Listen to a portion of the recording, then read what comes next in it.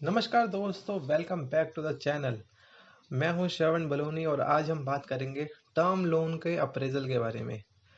Term loan कोई आपके पास लेने आया बोरोवर, तो आप उसमें क्या क्या देखोगे, क्या क्या रिक्वायरमेंट होती है, किस किस चीज़ों का आपको सामना करना पड़ सकता है। तो आज हम इस सब के बारे में बात करेंगे।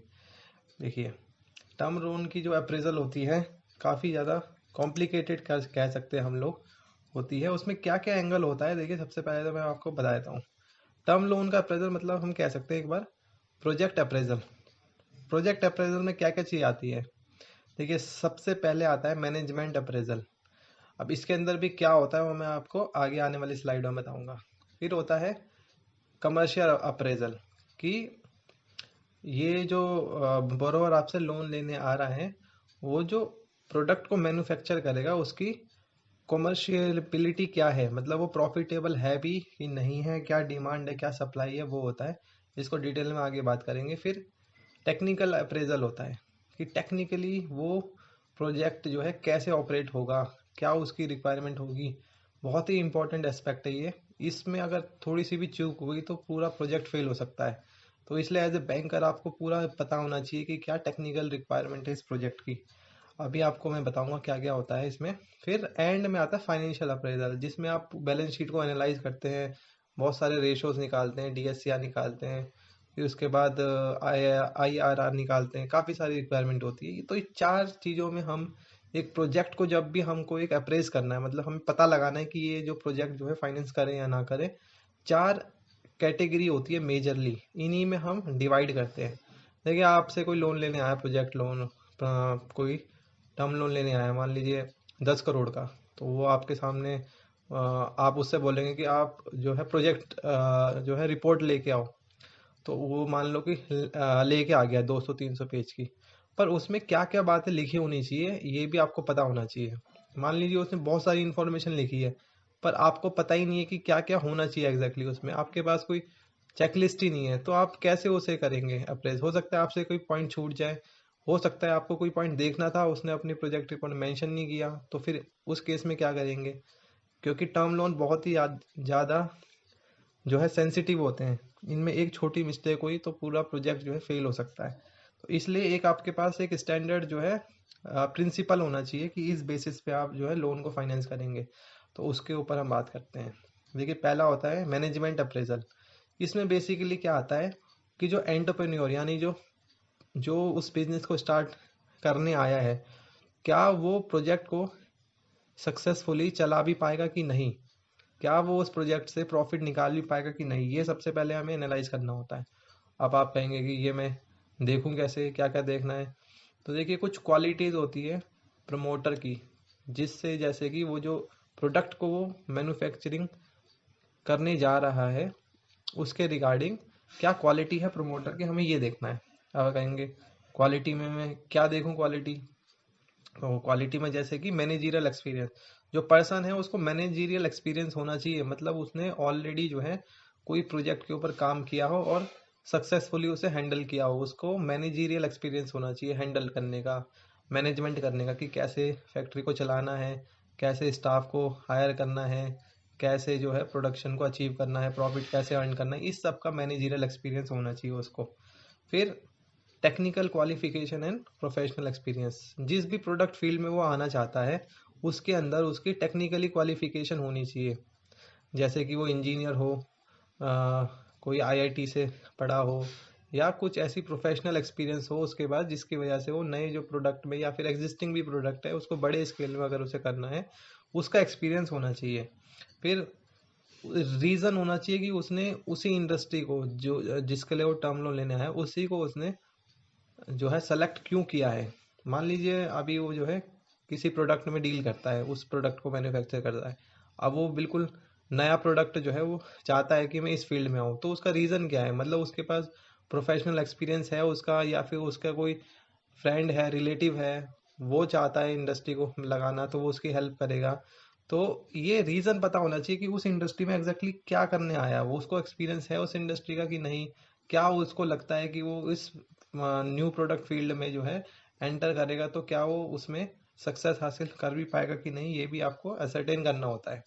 फिर ये देखना होता है कि वो वेंचर है, जो वेंचरार है, जो एंटरप्रेन्योर है, वो कितना एंथुसियास्टिक है, मतलब उसमें कितना जोश है नया वेंचर को स्टार्ट करने के लिए। मतलब वो कितना आपको लग रहा है उससे बातचीत करके, आप उससे जब बातचीत करेंगे, इंटरव्यू करेंगे उसका, तो उसके अंदर क्या वो है, आपको क्या फील हो रहा है उसकी बातों से। ये मैनेजर का, जो ब्रांच मैनेजर होते हैं, उनका एक एक्सपीरियंस होता है कि वो बात करके पहचानते हैं, ये एक्सपीरियंस के थ्रू ही आता है कि उसके अंदर जो है वो बात है कि नहीं, क्या वो ऑनेस्ट है कि नहीं। फिर qualification experience in relevance to the line of activity chosen, जिस भी प्रोडक्ट फील्ड में वो आना चाहता है, क्या उसका क्वालिफिकेशन या एक्सपीरियंस है उस फील्ड में। अगर मान लीजिए उसका नहीं है उस फील्ड में एक्सपीरियंस, तो क्या उसने जो है कुछ ऐसे अरेंजमेंट किए हैं जिसकी वजह से वो प्रोडक्ट को मैन्युफैक्चर कर पाएगा। मान लीजिए वो किसी जो है प्रोडक्ट फील्ड में आना चाहता है, उसके पास एक्सपीरियंस नहीं है, तो क्या करेगा वो, ऑब्वियसली किसी ऐसे पर्सन को हायर करेगा जिसको उस फील्ड का एक्सपीरियंस होगा। तो वो हायरिंग के लिए उसको मैनेजमेंट क्वालिटी उसके अंदर पर होनी चाहिए। जैसे पहला पॉइंट था मैनेजरियल एक्सपीरियंस, तो ये सब आपको चेक करना है।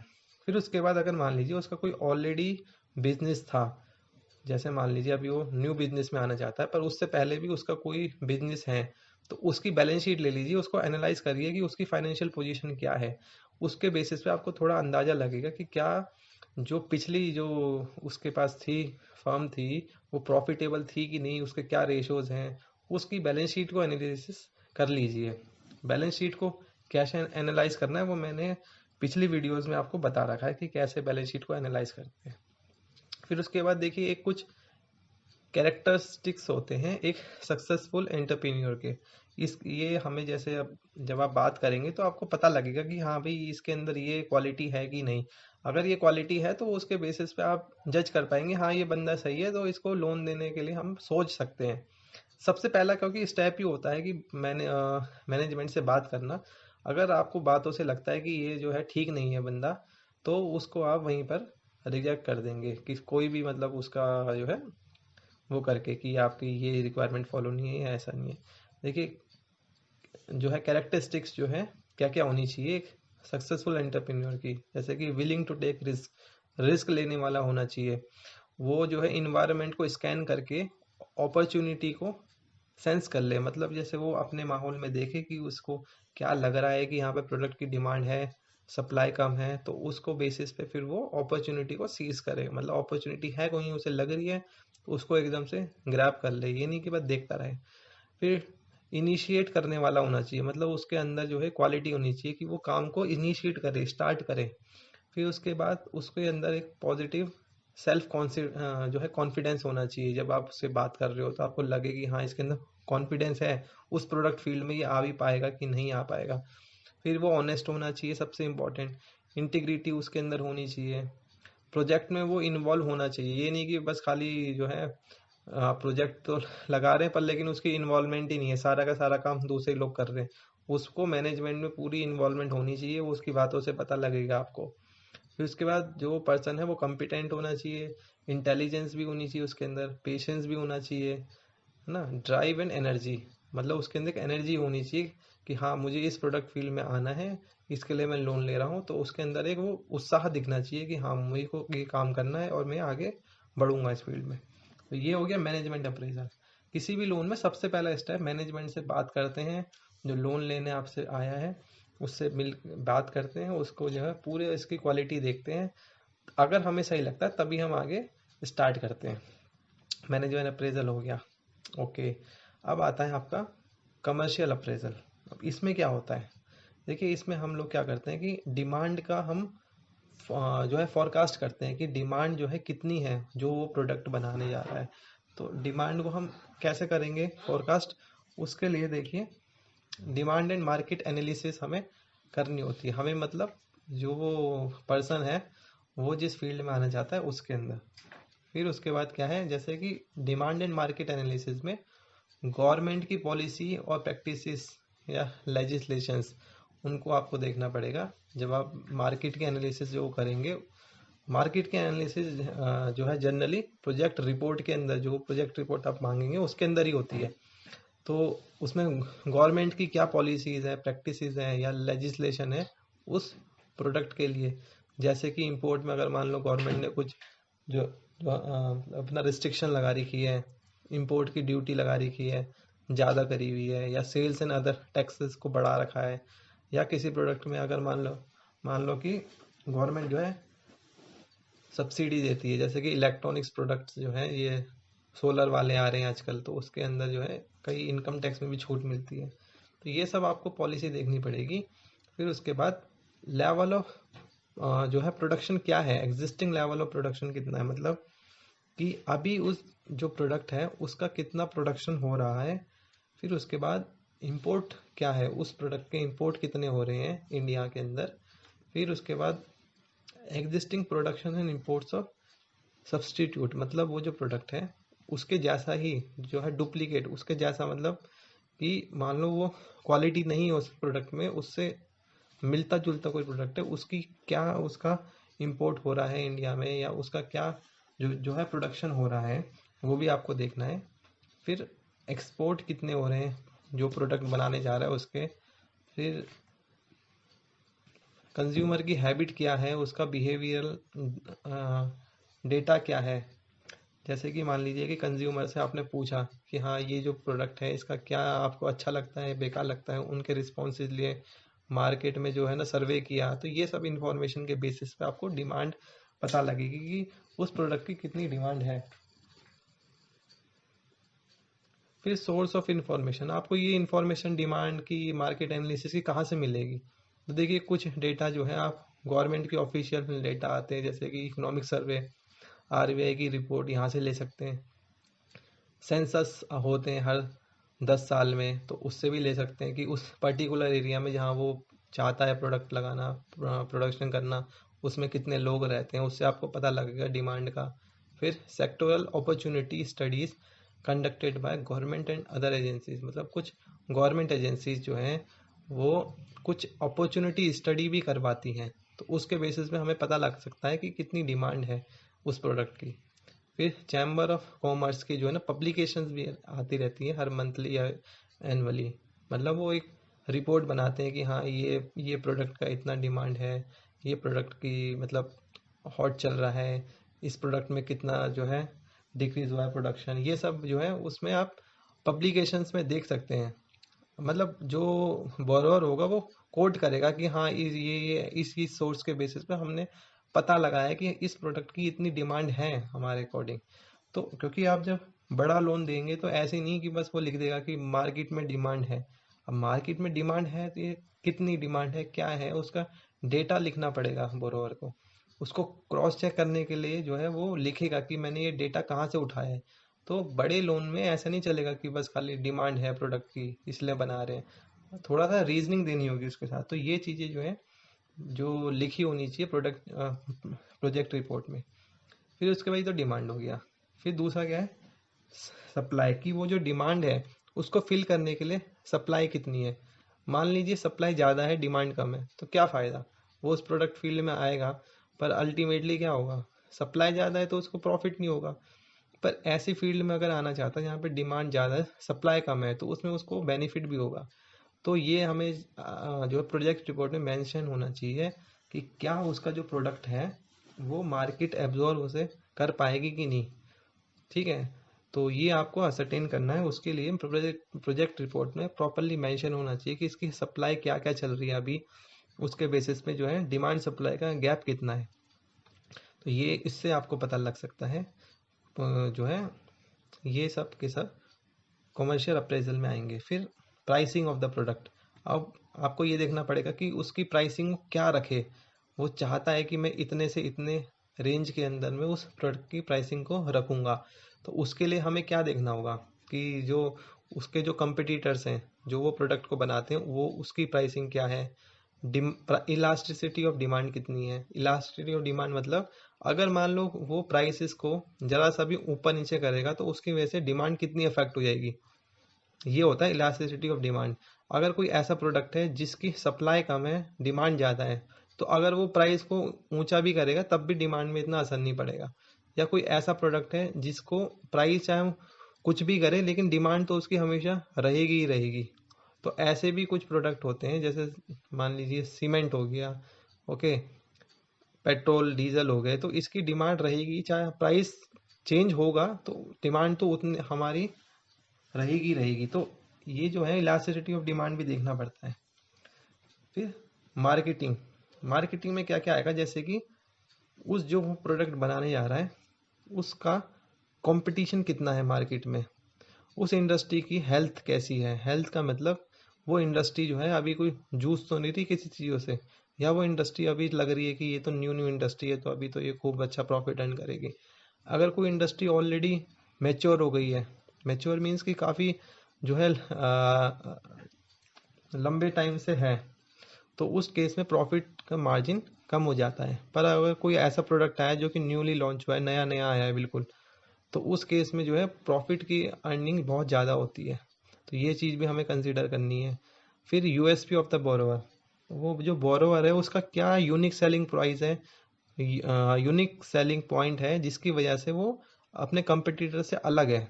उसके अंदर कुछ खास बात होनी चाहिए, वो अपना प्रोडक्ट बनाएगा, कुछ तो अलग होना चाहिए जिसकी वजह से वो डिमांड को मीट आउट कर पाए, मतलब वो लोग खरीदें उसके प्रोडक्ट को। सेलिंग एजेंट, मतलब वो क्या, सेलिंग एजेंट को अपॉइंट जो है करेगा, अगर उसने मान लीजिए कि प्रोडक्ट बना दी तो वो बेचेगा कैसे उसको आगे, ये भी आपको असरटेन करना है। फिर उसके बाद एडवर्टीजमेंट, क्या वो एडवर्टीजमेंट करेगा, कितनी कॉस्टिंग आएगी। फिर उसके बाद अगर मान लीजिए उसकी एग्जिस्टिंग यूनिट है उसके पास, मतलब उसने ऑलरेडी वो बनाता है उस प्रोडक्ट को, अब वो चाहता है कि मैं एक्सपेंड करूं, तो फिर आपको ये भी देखना है उसके पास ऑर्डर कितने हैं, पेंडिंग में ऑर्डर, मतलब उसके पास मार्केट में डिमांड है, सप्लाई कम है, तो उसके पास ऑर्डर होंगे। तो ये चीज़ वो लिखेगी मेरे पास इतने ऑर्डर हैं पेंडिंग में, तो इसके बेसिस में मैं चाहता हूँ कि मैं अपना आगे बढ़ाऊँ बिजनेस, तो उसके लिए मुझे नया प्लांट मशीनरी लगानी है, नया लैंड खरीदूंगा या लीज पे लूंगा, उसके बेसिस में मैं ऐसे ऐसे करूंगा। तो वो पूरा अपना वो बताएगा उस जो है प्रोजेक्ट रिपोर्ट में। फिर उसके बाद whether dependent on single customer, कहीं ऐसा तो नहीं है कि उसका प्रोडक्ट सिर्फ खाली एक ही पर्सन या एक ही टाइप की इंडस्ट्री लेती है। तो उस केस में क्या होगा कि अगर मान लीजिए वो जो है अपने कस्टमर उसके प्राइजेस को या किसी भी चीज़ को इन्फ्लुएंस कर लेगा, मतलब अगर वो सिंगली किसी पे डिपेंडेंट है, तो उस केस में क्या होगा कि बहुत ही ज़्यादा उसका रिस्की हो जाएगा वो बिजनेस करना। तो ये भी आपको सारी चीज़ें देखनी है कि कैसे इस रिस्क को मीट आउट करेगा अगर वो सिंगल कस्टमर से ही जो है डिपेंडेंट हो रखा है। तो ये सब चीज़ें जो है वो आपके आपके कॉमर्शियल अप्रेजल में आती है। बेसिकली कॉमर्शियल अप्रेजल ये होता है कि क्या वो प्रोडक्ट जो वो बनाने जा रहा है वो उससे उसे प्रॉफिट अर्न होने की उम्मीद भी है कि नहीं, क्या उसकी डिमांड है, सप्लाई कितनी है, वो बनाएगा उस प्रोडक्ट को तो वो बिक भी पाएगा कि नहीं, मार्केट में उसका कैसा वो चल रहा है, इंडस्ट्री कैसी है, ये सब जो है कॉमर्शियल अप्रेजल में अंदर आता है। अगर मान लीजिए कि प्रोजेक्ट जो है वो कॉमर्शियली वायबल नहीं है, मतलब वो ऐसा लग रहा है कि वो प्रोजेक्ट में प्रॉफिट नहीं है क्योंकि वो इंडस्ट्री बेकार हो चुकी है, उसमें उसके अंदर इतना ज़्यादा कंपटीशन है कि न्यू मार्केट जो न्यू लोग आएंगे उनका मार्जिन बहुत ही ज़्यादा कम है, तो फिर रिस्क बहुत है उसमें। आप फिर फाइनेंसिंग रिस्क बेस पे करेंगे कि कैसे करना है, क्या करना है, इंटरेस्ट के रेट को हाई कर सकते हैं, तो बहुत सारी चीज़ें देखनी होती है। प्रोजेक्ट फाइनेंस करना बहुत इतना इजी नहीं होता, बहुत सारी चीज़ें देखनी पड़ती है। ये आपके सामने बुलेट पॉइंट है जिसके बेसिस पे आप आइडिया लगा सकते हैं। देखिए कई बार होता है कि आप जो है ना प्रोजेक्ट रिपोर्ट कहेंगे कि लेके आओ, अब आपको ही नहीं पता उसके अंदर होना क्या क्या चाहिए, मेन बात तो ये है ना। तो वो तो कुछ भी लिख दे पर लेकिन आपको पता होना चाहिए कि उस प्रोजेक्ट रिपोर्ट में क्या होना चाहिए। अगर मान लीजिए वो कहे, बोरोवर कहे कि मैं प्रोजेक्ट रिपोर्ट में लिखूं क्या, तो आप उसे बताओ कि ये पॉइंट होने चाहिए। तो इसलिए आपको पहले पता होना चाहिए कि प्रोजेक्ट रिपोर्ट में क्या क्या पॉइंट होने चाहिए। तो ये तो हो गया हमारा कमर्शियल अप्रेजल। फिर अगला होता है टेक्निकल अप्रेजल। ये बहुत ही ज़्यादा इंपॉर्टेंट पॉइंट होता है, इसके अंदर टेक्निकली उस जो है प्रोडक्ट की पूरी इंफॉर्मेशन रहती है। देखिए ये कुछ पॉइंट है, जैसे location and site, process of manufacturing technology, plant and machinery, plant layout, raw material, power, water, manpower, effluent disposal और रजिस्ट्रेशन एंड क्लियरेंस या अप्रूवल्स। अब ये सारे पॉइंट हैं टेक्निकल अप्रेजल के अंदर आते हैं। अब इसके अंदर क्या क्या देखना है हमें, जैसे लोकेशन साइट में क्या देखना है, मैन्युफैक्चरिंग टेक्नोलॉजी में क्या देखना है, ये अभी मैं बताता हूँ आपको पॉइंट बाय पॉइंट। इसमें देखिए कई बार क्या होता है कि कोई भी पॉइंट मान लो चूक गए, तो अभी आप जैसे बोरोवर ने लोन ले लिया, प्लांट प्लांट मशीनरी खरीद ली, प्लांट लेआउट लगा दिया, सब कुछ हो गया, पर कोई पॉइंट जो है उसने ध्यान नहीं दिया, उसकी वजह से पूरा प्रोजेक्ट ही जो है बेकार हो सकता है, बर्बाद हो सकता है। तो बहुत ज़्यादा ज़रूरी है प्लानिंग करना, बिल्कुल हर एक पॉइंट को आपको पता होना चाहिए कि क्या हो रहा है क्या नहीं हो रहा। देखिए सबसे पहले लोकेशन एंड साइट। देखो सिंपल सा है कि जो लोकेशन, जिस लोकेशन में वो चाहता है अपनी मैन्युफैक्चरिंग प्लांट लगाना, वो एक्सेसिबल एंड अप्रोचेबल होना चाहिए। मतलब वो लोकेशन ऐसी होनी चाहिए कि इजीली जो है आ जा सके वहाँ से। अब मान लो एम्प्लॉय हायर कर लिए, वो इतने दूर आपने कहीं 50-60 किलोमीटर मेन मेन जो है रोड से अंदर कर दिया है कि वहाँ पे आना जाना ही पॉसिबल नहीं हो पा रहा है, या लोगों को इतना डर लग रहा है कि आने जाने में चोर चोर का वो है, वहाँ पे डर है। तो ऐसी लोकेशन में जो है एम्प्लॉय काम करना पसंद नहीं करेंगे, तो ये भी आपको ध्यान रखना है। फिर जहाँ पर वो फैक्ट्री लगाना चाह रहा है वहां से जो है रॉ मटेरियल का जो सोर्स है, जहाँ से वो रॉ मटेरियल खरीदेगा, वो कितना दूर है। अगर मान लीजिए रॉ मटेरियल के सोर्स से बहुत दूर है, तो फिर उसमें उसकी ट्रांसपोर्टेशन कॉस्ट आएगी, तो उसकी वजह से उसका कॉस्ट बढ़ सकती है। तो कोशिश यही होनी चाहिए कि जहाँ पे रॉ मटेरियल है वहीं से थोड़ा सा पास में ही उसकी फैक्ट्री लगाए, तो अच्छा रहेगा, इकोनॉमिकली उसे फ़ायदा होगा। फिर सोशल इंफ्रास्ट्रक्चर कैसा है वहाँ का।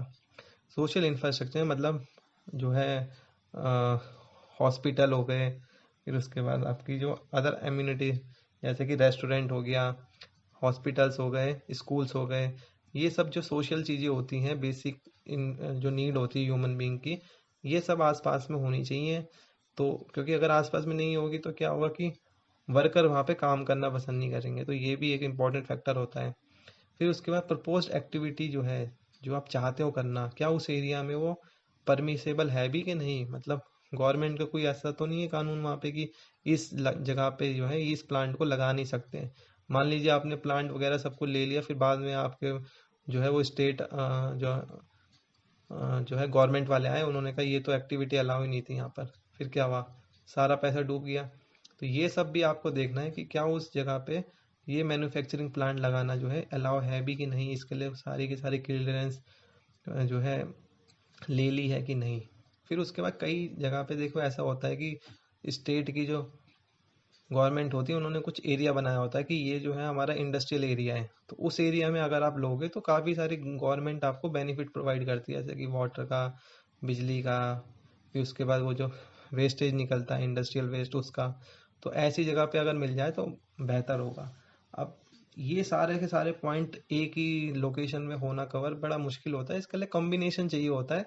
जरूरी नहीं है कि सारे पॉइंट ही उसके अंदर फॉल हो, तो कुछ हो सकता है कि हो, कुछ ना हो। मतलब एक चीज मान लो उसका फायदा हो रही है तो दूसरी जगह में नुकसान भी हो सकती है। तो ये सारी की सारी चीज़ों को बस आपको ध्यान देना है कि ये सारे के सारे पॉइंट कवर हो रहे हैं, कैसे आप फिर उसको आगे बढ़ाएंगे। फिर अगला होता है मैन्युफैक्चरिंग टेक्नोलॉजी का प्रोसेस क्या है। प्रोसेस के अंदर देखिए उसका जो टेक्नोलॉजी है प्रोडक्ट बनाने की, वो ऐसा नहीं होनी चाहिए बिल्कुल न्यू टेक्नोलॉजी है। अगर न्यू टेक्नोलॉजी से वो बना रहा है बिल्कुल नई तरीके से, जो कि आज तक कभी किसी ने यूज़ नहीं किया, तो बहुत ही ज़्यादा उसके अंदर रिस्क है। तो आप अपने रिस्क के अकॉर्डिंग देखिए आप क्या फाइनेंस कर सकते हैं। कोशिश यही करिए टेक्नोलॉजी ऐसी हो जो कि पहले ही किसी ने यूज़ करी हो और वो कामयाब भी हो। टेक्नोलॉजी ऐसी नहीं है कि बिल्कुल लेटेस्ट ऐसी टेक्नोलॉजी आई है जिसका पता ही नहीं है कि वो सक्सेस होगी भी कि नहीं, तो ऐसी टेक्नोलॉजी को फाइनेंस करने से बच भी सकते हैं आप। फिर उसके बाद अपग्रेडेड टेक्नोलॉजी, मान लीजिए कोई टेक्नोलॉजी है वो काफ़ी पुरानी हो चुकी है, उसकी जगह नई टेक्नोलॉजी आ गई है जो कि कामयाब भी है, तो बोरोवर को नई टेक्नोलॉजी को यूज़ करना चाहिए, ना कि पुरानी वाली को। फिर उसके बाद प्रोसेस जो प्रोजेक्ट रिपोर्ट में मैन्युफैक्चरिंग का जो प्रोसेस है पूरा का पूरा क्लियरली लिखा होना चाहिए कि क्या उसका प्रोसेस होगा, कैसा रॉ मटेरियल आएगा, कैसे प्रोसेस होगा, कौन सी मशीनरी उसे प्रोसेस करेगी, प्रोसेस होके कहाँ जाएगा, कैसे स्टोर होगा, ये सारा मैन्युफैक्चरिंग प्रोसेस जो है वो प्रोजेक्ट रिपोर्ट में उसकी डिटेलिंग होनी चाहिए बिल्कुल। क्योंकि इसके बेसिस पे आप बहुत सारी चीज़ों को पता लगा सकते हैं, अभी बताऊंगा मैं आपको कैसे।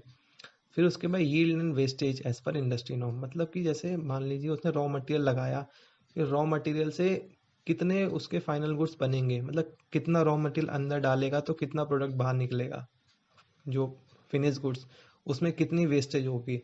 फिर आपको ये देखना है जो वेस्टेज हो रही है क्या वो इंडस्ट्री इंडस्ट्री जो उस इंडस्ट्री में इतनी वेस्टेज जो है वो ठीक है कि नहीं, उस इंडस्ट्री के मुताबिक। ठीक है, ये भी आपको चेक करना है। फिर ये चेक करना है कि उसका प्रोसेस का टाइमिंग कितना है, उसको प्रोसेस जो प्रोडक्ट है उसमें रॉ मटेरियल से फिनिश गुड बनने में कितना टाइम लगता है, ये सब चीज़ें आपको पता होनी चाहिए। प्रोजेक्ट रिपोर्ट के अंदर ये सब की डिटेलिंग होनी चाहिए। ये सारे पॉइंट जो है प्रोसेस ऑफ मैन्युफैक्चरिंग टेक्नोलॉजी में आते हैं। इसमें ये भी आ सकता है कि नो हाउ, कुछ ऐसा टेक्निकल नॉलेज, नो हाउ जिसे कहते हैं पेटेंटेड टेक्नोलॉजी है, वो भी हो सकती है कि कोई टेक्नोलॉजी हो पेटेंटेड हो, तो क्या उसने पेटेंट को जो है उस पर्सन को रॉयल्टी दी है कि नहीं दी है, कैसे देगा, क्या उसका टर्म्स कंडीशन है, ये सब भी वो लिखी होनी चाहिए उसके प्रोजेक्ट रिपोर्ट में। फिर plant and machinery. Plant and machinery में मतलब जो वो मशीन खरीदने जा रहा है क्या वो ठीक मशीनरी है भी कि नहीं, जो वो प्रोडक्ट वो बनाने जा रहा है क्या उसके अंदर जो वो मशीनरी है वो लेटेस्ट है कि नहीं, कहीं ऐसा तो नहीं वो मशीनरी जो है उसे पता ही नहीं है कि वो मशीनरी का काम क्या है। ठीक है, ये सारी चीज़ें भी आपको पता होनी चाहिए। पता लगाने के लिए जो है आप इंटरनेट पे भी देख सकते हो या अपने एक्सपीरियंस के बेसिस पे भी कर सकते हो, पता लगा सकते हो। फिर जहाँ से वो प्लांट मशीनरी खरीदेगा वो सप्लायर जो है जेन्यून होना चाहिए, उसका इंडस्ट्री में रेपुटेशन होनी चाहिए। वो जो बोरोवर होगा वो लिखेगा कि मैं ये मशीनरी इससे खरीदूंगा, तो उसकी जो है वेबसाइट पर जाओ, आप चेक करो, रेटिंग देखो, उसका पता लगाओ कि ये जेन्यून है भी कि नहीं, कहीं ऐसा तो नहीं बस ऐसे ही किसी से खरीद रहा है वो बोरोवर। फिर उसके बाद जो है डिलीवरी देखो कि वो कितने टाइम में उस मशीनरी को डिलीवर कर देगा। जो प्राइस उसने बताया बोरोवर ने कि मैं इतने रुपए में खरीदूंगा, क्या वो प्राइस सही है कि नहीं, कहीं ऐसा तो नहीं बैंक से लोन ले रहा है, हमें दिखा दिया कि वो मान लीजिए 1 करोड़ की मशीन थी, उसने हमें बता दिया 1.5 करोड़ की है। अब ये भी आपको चेक करना है कि प्राइस जेन्यून है कि नहीं। फिर उसके बाद आफ्टर सेल जो है उस मशीनरी की जो है आफ्टर सेल वाली जो है सर्विसेज हैं कि नहीं। मान लो बेच दिया, उसके बाद वो जो है एक बार बेच दिया, फिर उसके बाद उसे फ़ोन लगाया कि मशीनरी में ख़राबी हो गई, कहेगी मेरा तो बेचने का काम था, सर्विस का मेरा काम नहीं है। ये सब चीज़ें भी देखनी है।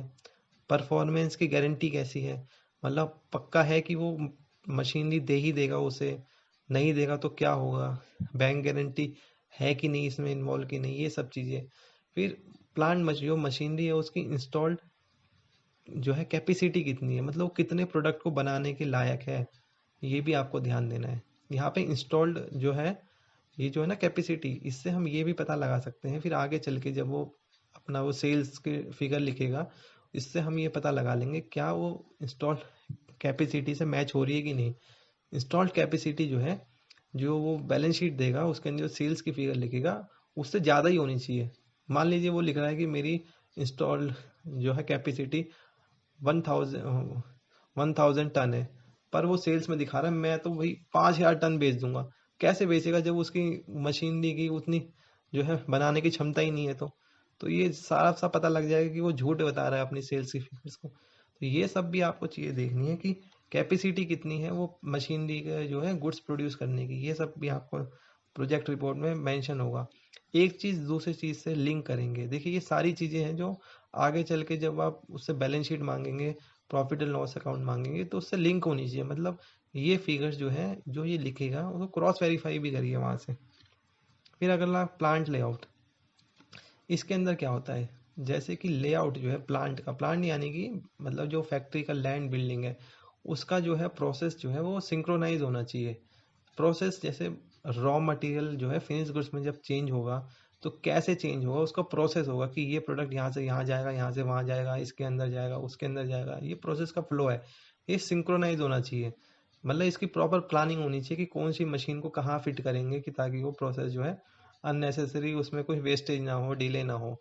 फिर उसके बाद सेफ्टी मेजर्स भी होने चाहिए। प्लांट जो है जब हम वो बिल्डिंग की स्ट्रक्चर बना रहे होंगे तो उस टाइम पे सेफ्टी का भी ध्यान रखना है कि कौन से इक्विपमेंट कहाँ होने चाहिए, सेफली जो है कहीं आग वाग ना लग जाए, तो कैसे कहाँ पर चीज़ें स्टोर होंगी, ये सब चीज़ें भी होंगी। फिर वो प्लांट का स्ट्रक्चर ऐसा भी रहना चाहिए कि फ्यूचर में मान लो उसे जो है डिमांड बहुत ज़्यादा आ गई तो वो फिर आगे उसे एक्सटेंड भी कर पाए, तो फ्यूचर एक्सपेंशन प्लान भी होना चाहिए प्लांट लेआउट में। फिर अगर वो लैंड को वो खरीद नहीं रहा है, वो लीज पे है, तो लीज जो है इतनी ज़्यादा होनी चाहिए कि हमारा जो टर्म लोन है उससे ज़्यादा की लीज होनी चाहिए। मान लो हमारा टर्म लोन है 15 साल का और लीज है 10 साल की, तो फिर कैसे चलेगा। तो ज़्यादा होनी चाहिए उससे, ठीक है।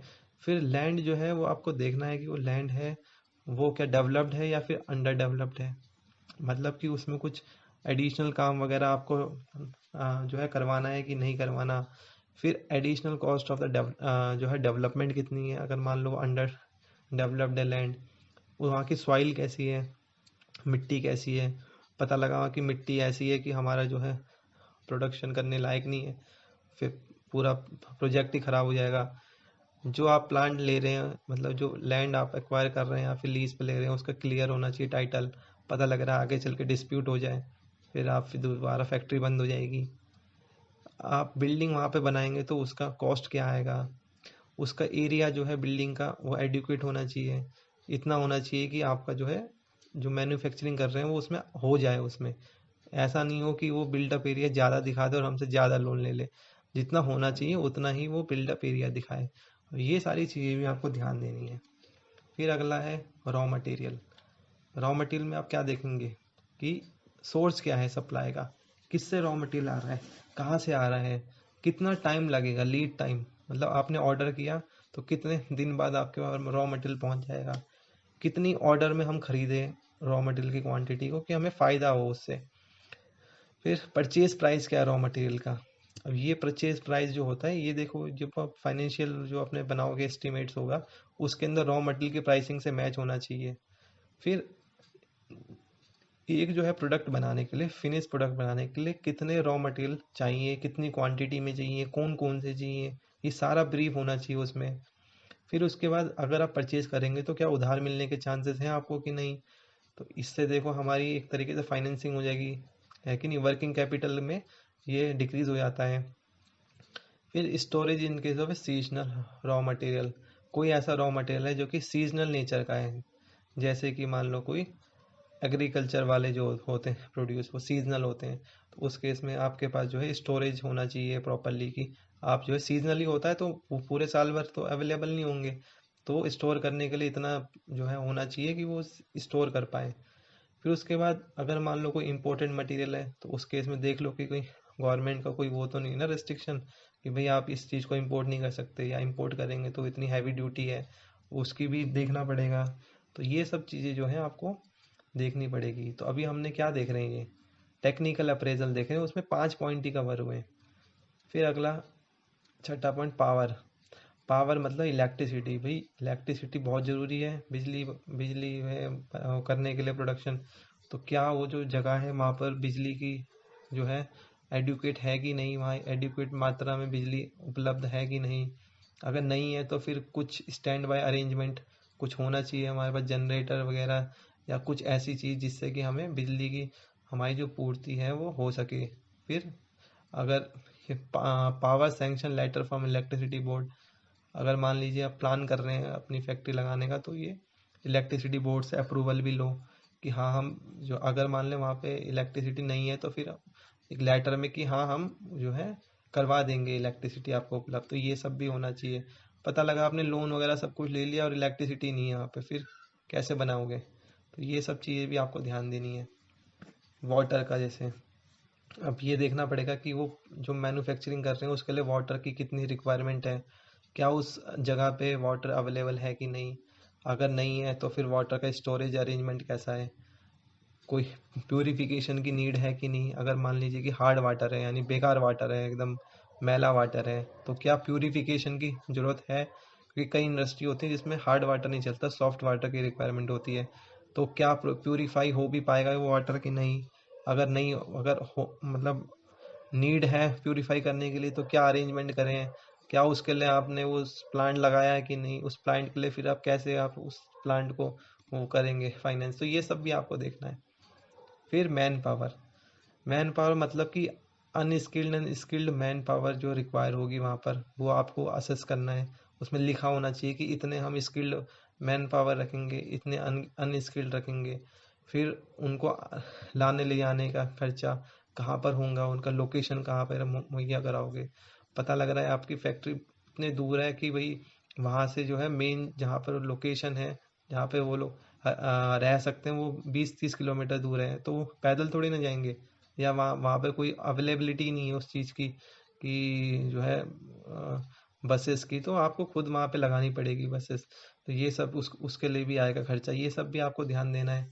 फिर ट्रेड यूनियन की मिलिटेंसी, मतलब उस जगह पे कहीं ऐसा तो नहीं है कि यूनियन बहुत ही ज़्यादा एक्टिव है, तो वहाँ पर क्या है कि काम वाम जो है करवाने में बड़ा दिक्कत हो सकती है, तो ये भी चीज़ ध्यान रखनी है।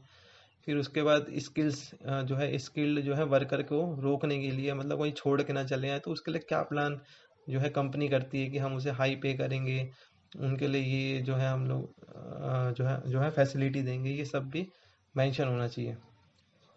फिर एफ्लुएंट डिस्पोजल, इसका मतलब जो प्रदूषित जो चीज़ें होती हैं जो मैन्युफैक्चरिंग करेगा, उसको कहाँ पर वो उसको डिस्पोज करेगा, तो उसके लिए भी अरेंजमेंट होना चाहिए। जैसे कई जगह पे क्या होता है कि जो वो मैन्युफैक्चरिंग कर रहे हैं, हो सकता है कि वहाँ पर वो अलाउ ही ना हो, या अलाउ हो तो फिर वो कुछ जो है गवर्नमेंट ने उसके ऊपर कुछ रोक लगाई हो, या फिर कुछ ऐसा बोला हो कि आपको अगर ये मैन्युफैक्चरिंग करनी है तो आपको ये जो है ट्रीटमेंट प्लांट लगाना पड़ेगा।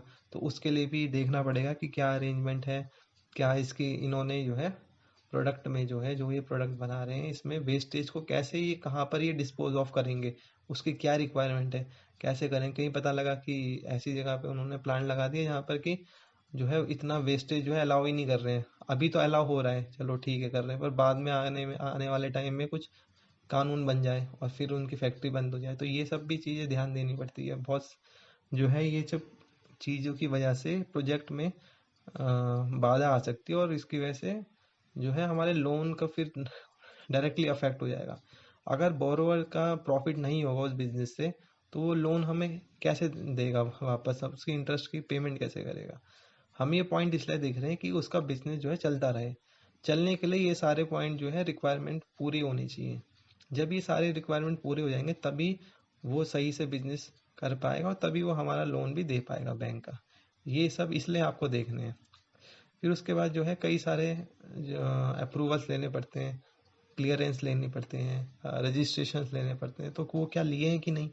जैसे कि clearance from pollution control board, pollution वाली अगर वो इंडस्ट्री है तो फायर डिपार्टमेंट से जो है क्लियरेंस लेनी पड़ती है, एनजीटी से, नेशनल ग्रीन ट्रिब्यूनल से, एनओसी फ्रॉम लोकल अथॉरिटी, कई केस में लोकल अथॉरिटी से। लोकल अथॉरिटी में क्या क्या आता है, ग्राम पंचायत, विलेज, ये सब म्यूनसिपैलिटी, इनसे एनओसी वगैरह की रिक्वायरमेंट। एसएसआई का registration, small industrial small scale industry वाला जो होता है रजिस्ट्रेशन। कई केस में क्या होता है कि सब्सिडी मिलती है, सब्सिडी तभी मिलती है जब एसएसआई में आपने रजिस्ट्रेशन कराया हो, तो ये क्या हो रखा है कि नहीं।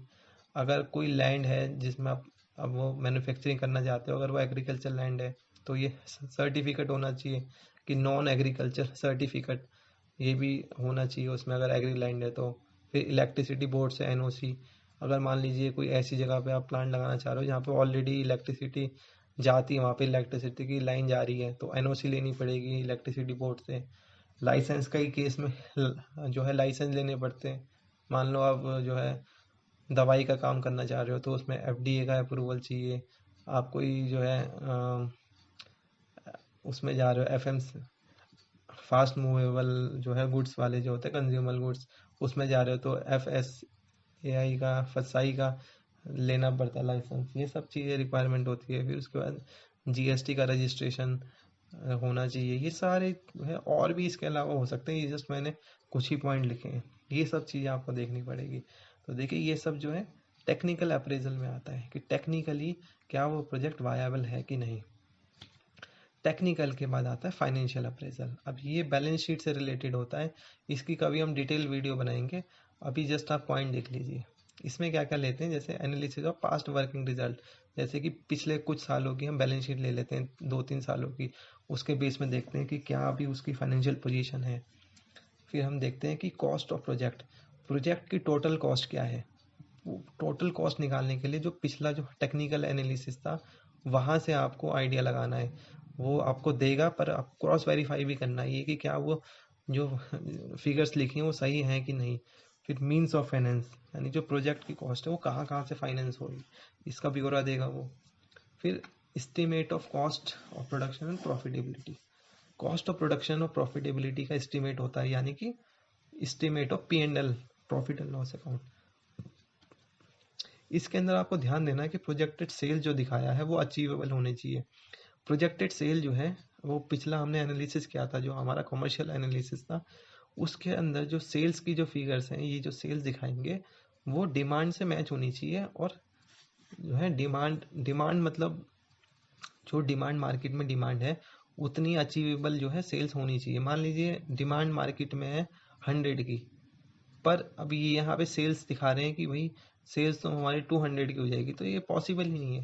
तो आपको वहाँ जो उसने वहाँ पे एनालिसिस करी थी उससे आपको क्रॉस वेरीफाई भी करना है ये। फिर जैसे कॉस्ट ऑफ प्रोडक्शन जो है अंडर एस्टिमेटेड नहीं होना चाहिए। मतलब हो सकता है कि कई केस में इन्होंने क्या किया है कि टेक्निकल एनालिसिस में बहुत सारी चीज़ें लिखी है कि हमें ये भी करना है, हमें ये मैन्युफैक्चरिंग करेंगे तो इसमें इतने की एम्प्लॉय की कॉस्ट आएगी, इतने डायरेक्ट लेबर, इतना हमारा ओवरहेड लगेगा, हमारी ये एडवर्टीजमेंट आएगी, ये सब आएगी। पर जब ये अपने प्रॉफिट एंड लॉस अकाउंट दे रहे हैं तो उसमें वो कॉस्ट दिख ही नहीं रही है, कम दिख रही है। तो ऐसा नहीं होना चाहिए। कम मतलब अंडर एस्टिमेटेड नहीं होना चाहिए हमारा कॉस्ट ऑफ प्रोडक्शन। जो इन्होंने टेक्निकल एनालिसिस और कमर्शियल अप्रेजल में जो उन्होंने नोट दिए थे, जो फिगर्स लिखी थी, वो यहाँ से मैचिंग होनी चाहिए उसकी। सारी की सारी कॉस्ट जो है आ जानी चाहिए, तभी हम प्रॉफिट की फिगर में पहुँचेंगे। फिर DSCR निकालो। इसका फॉर्मूला कैसे करते हैं ये मैंने पिछली वीडियोस में आपको बताया हुआ है। आपको DSCR निकालना है। ये DSCR जो है कम से कम जो है एवरेज जो 1.75 तो होना ही चाहिए, उसके ऊपर हो तो बहुत अच्छा है। और ये आप अपने लोन पॉलिसी में चेक कर लेना कि क्या रेशो है। कई केस में कई बैंक जो है 2 भी लेते हैं कि मिनिमम 2 तो होना ही चाहिए। कई जगह ये 1.5 भी होता है, कई जगह 1.25 भी होता है।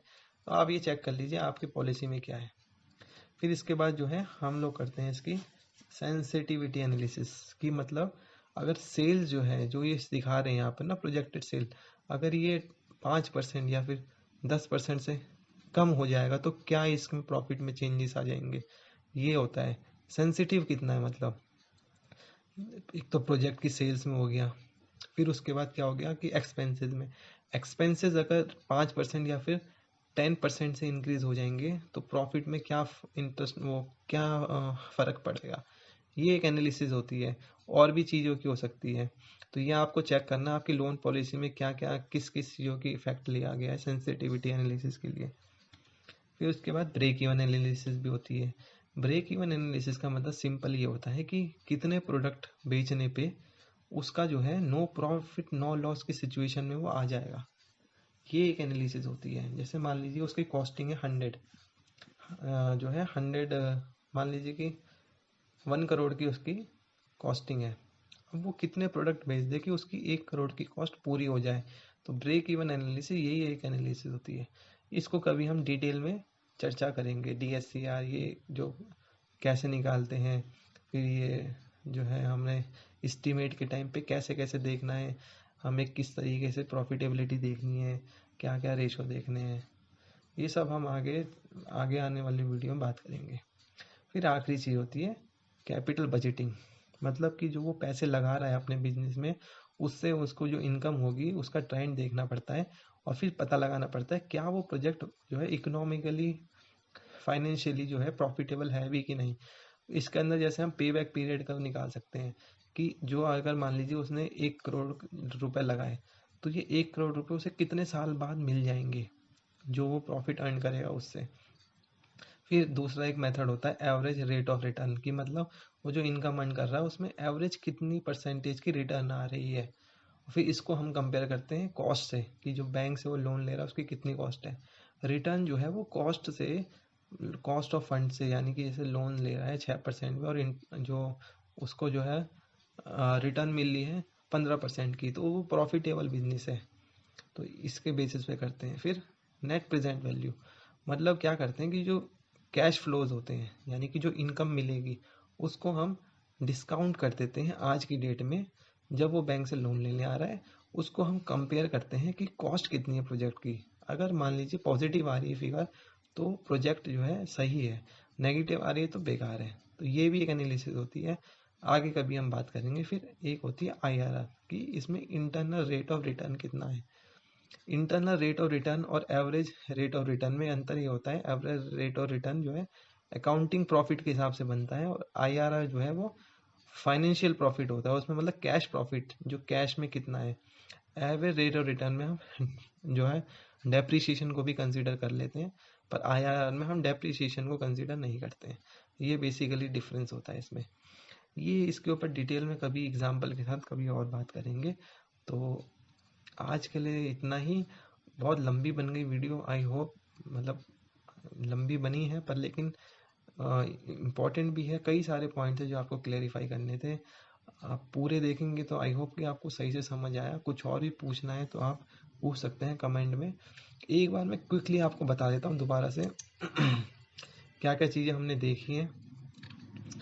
देखिए, दोबारा से एक बार बता देता हूँ क्योंकि टेक्निकल चीज़ें हैं काफ़ी। एस्पेक्ट्स में हम मैनेजमेंट अप्रेजल होता है, कमर्शियल अप्रेजल, टेक्निकल अप्रेजल और फाइनेंशियल अप्रेजल। तो मैनेजमेंट अप्रेजल में क्या होता है, मैनेजमेंट का हम जो है एनालिसिस करते हैं कि क्या वो प्रोजेक्ट चलाने लायक है कि नहीं, पास्ट में उसका ट्रेंड कितना क्या था, एक्सपीरियंस कैसा था, उसने अगर कोई प्रोडक्ट को स्टार्ट किया है पास्ट में तो उसका प्रॉफिटेबिलिटी स्टेटमेंट, बैलेंस शीट ले लोगे। उसके बात करने का तरीका, ऑनेस्टी, इंटीग्रिटी, पहले लोन लिए हैं तो उसको चुका भी पाया है कि नहीं, ये सब आपको चेक करना पड़ता है।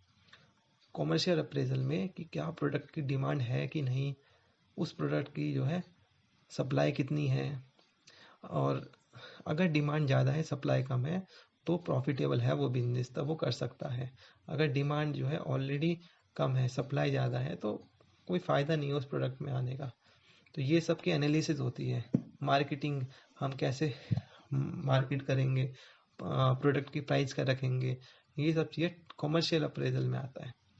टेक्निकल अप्रेजल में बहुत सारे पॉइंट होते हैं कि टेक्निकली जो है क्या क्या इंपॉर्टेंट पॉइंट है, जैसे कि प्लांट का लेआउट हो गया, फिर लोकेशन हो गया, प्लांट मशीनरी जिससे खरीद रहे हैं क्या वो सही है कि नहीं, टेक्नोलॉजी कौन सी यूज़ करनी है, मटेरियल कहाँ से खरीदेगा, कितने रेट पे खरीदेगा, फिर उसके बाद जो है लेबर सही मिलेगी कि नहीं, सही रेट पे मिलेगी कि नहीं, क्या अरेंजमेंट है, स्किल्ड लेबर जो है अवेलेबल है कि नहीं, सैलरी कितनी देंगे, ये सब चीज़ देखनी है।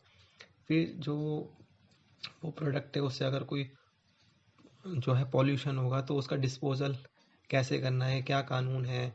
फिर बहुत सारे अप्रूवल लेने पड़ते हैं, क्लियरेंसेस लेनी पड़ती है, वो भी चेक करनी है। तो ये सारे के सारे टेक्निकल पॉइंट में आता है। बिल्डिंग बनानी है तो बिल्डिंग की स्पेसिफिकेशन क्या है, कितना एरिया होना चाहिए, प्लानिंग के साथ हो रहा है कि नहीं, बिल्डिंग की कॉस्ट कहीं ज़्यादा तो नहीं दिखा रहा है, ये सब चीज़ टेक्निकल एनालिसिस में।